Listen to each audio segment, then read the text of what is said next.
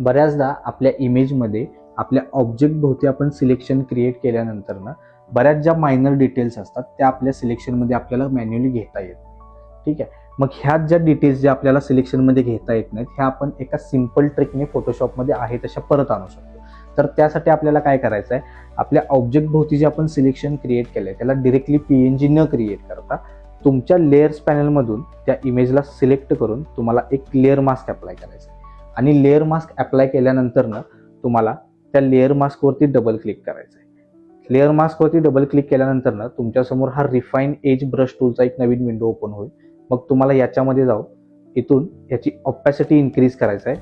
त्यासाठी काय होईल की त्याने की मागचा जो ब्लॅक कलर आहे आणि जो तुमची इमेज आहे त्याच्यातून तुमचा डिफरन्स ज्या काही डिटेल्सच्या डिफरन्स असतील ते दिसून येते.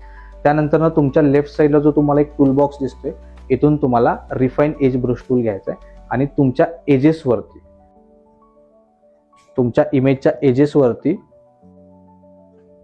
तुम्हाला तो ब्रश हळुवारपणे फिरवायचा आहे. म्हणजे तुमच्या एजेसमधील जो काही बॅकग्राऊंड होता तो रिमूव्ह होईल आणि त्याच्यातून बाकीच्या ज्या काही डिटेल्स होतील त्या हळुवारपणे तुमच्या परत येतील. आणि एवढं झाल्यानंतर ना तुम्हाला तुमच्या राईट साईडचा जो पॅनल असेल त्याच्यामध्ये ओके करायचा आहे, म्हणजे त्या डिटेल्स तुम्हाला इझिली परत मिळतील.